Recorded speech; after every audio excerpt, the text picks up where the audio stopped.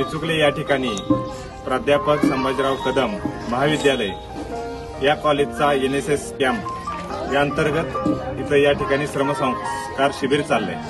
त्यासाठी हा rain water हार्वेस्टिंगचा project चालू होता।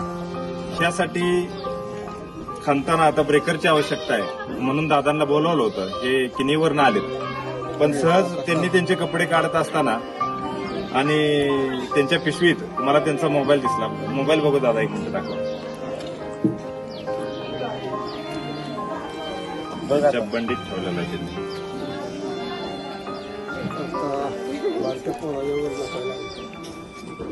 तर हा त्यांचा मला मोबाईल दिसला। खरं तर त्यांचा हा ऍपल मोबाईल बघितल्यानंतर मला थोडं कुतूहल वाटलं की खरं तर हे ब्रेकिंगचं काम करणाऱ्या दादांकडे ऍपल मोबाईल, म्हणून मी विचारलं दादा मोबाईल कसा, तर म्हणले मला लेखानं मोबाईल दिलेला आहे। म्हणलं तुमचा खरं तर टाळ्या वाजवण्यासारखी गोष्ट खरं तर पुढे आहे। मी म्हणलं नक्की तुमचा लेख करतो काय, तर ज्यावेळी त्यांनी मला ते सांगितलं त्यावेळी मला खरंच क्षणभर फार भरून आलं। त्यांनी सांगितलं की माझं दुसरीतनं शिक्षण सुटलं आणि 13 वर्षापासून मी हे काम करतोय, विहिरीत ब्रेकिंगचं काम, विहिरीतलं जड काम। पण त्यांनी सांगितलं की त्यांचा मुलगा आज महापारेषणमध्ये महाव्यवस्थापक सुपर क्लास 1 ह्या पोस्टवर पदावर कार्यरत आहे। ज्या माणसानं आयुष्यभर काबाड कष्ट केले, आयुष्यभर घाम गाळला, पण त्यांच्या मुलाला उत्तम शिक्षण दिलं, उत्तम संस्कार दिले आणि आज त्यांचा मुलगा सुपर क्लास 1 पदावर काम करतो। मला वाटतंय आपल्याला खरं तर ह्या शिबिरात ह्याच्यापेक्षा चांगलं उदाहरण, चांगली गोष्ट असू शकत नाही। त्यामुळं मला खूप बरं वाटलं दादा भेटले आणि म्हणजे हे काम तर पूर्ण होईलच, पण तुमच्यामुळं ह्या मुलांपुढं एक चांगला आदर्श या ठिकाणी ठेवला गेला। धन्यवाद।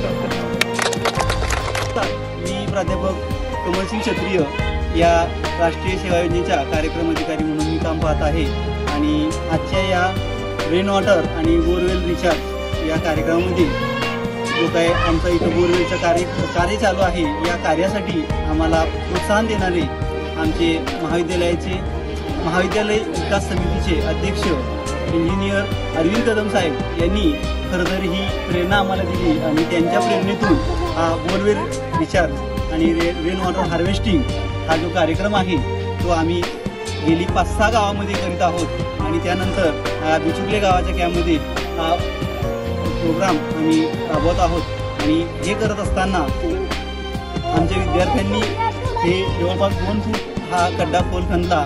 त्यानंतर आम्ही ब्रेकर आणला आणि यांची ज्या वेळेला आम्ही कथा ऐकली, खरोखर विद्यार्थ्यांनी कसं असावं आणि मुलांनी आपल्या वडिलांबद्दल किती प्रेम असावं, कसं असावं, त्याचं उत्तम मूर्तिमंत उदाहरण म्हणजे यांचा मुलगा आहे आणि आपल्या मुलाला कसं घडवावं याचे उत्तम मूर्तिमंत उदाहरण म्हणून हे बाबा आहे की ज्यांनी 13व्या वर्षापासून काबाड कष्ट करून मातीत जड काम केलं, पण मी स्वतः करत असताना त्यांनी आपल्या मुलाला मात्र शिकवलं आणि मोठं क्लास 1 अधिकारी केला।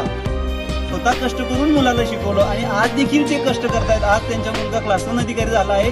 तो म्हणतोय की बाबा तुम्ही काम करू नका, पण त्यांनी त्यांचं स्वतःचं स्वावलंबन ठेवलं नाही, कारण ते मनुष्य ज्या वेळेला जागेवर बसतो त्यावर तो काहीच कामाचा नसतो आणि म्हणून त्यांचे स्वावलंबन आजही आहे आणि आजही ते या वयातही जवळपास त्यांचे 60 ते 65 वर्ष 71 वर्ष वय आहे आणि ह्या वयात सुद्धा ते काबाड कष्टाचं काम करतायत। म्हणून श्रमाचं संस्कार सुद्धा आमच्या विद्यार्थ्यांनी त्यांच्याकडून घ्यावा, त्यांच्याकडून आदर्श घ्यावा, त्यांच्या मुलाकडून पण घ्यावा आणि त्यांच्याकडून घ्यावा। त्यासाठी मी पुन्हा महाविद्यालयाच्या वतीने, आमच्या राष्ट्रीय सेवा योजनेच्या सर्व विद्यार्थ्यांच्या वतीने, आमच्या संस्थेच्या वतीने त्यांचे आभार मानतो, त्यांना धन्यवाद देतो, त्यांचे स्वागत करतो आणि इथं थांबतो। आणि खरं तर मी ह्यांना विचारलं की दादा तुमचा मुलगा आता क्लास 1 ऑफिसर आहे, तुम्ही तरी सुद्धा, तर ते म्हटले तो मोठा अधिकारी जरी झाला असेल तरी मला कष्टाची पहिल्यापासून सवय आहे. मुलगा माझा मस्त म्हणत असतो की आता तुम्ही हे काम करू नका, पण तरी सुद्धा मला या कामाची आवड आहे. ज्या कामावर मी आतापर्यंत माझा संसार उभा केला ते काम मी काही थांबवणार नाही. जोपर्यंत मला शक्य आहे तोपर्यंत मी काम करणार.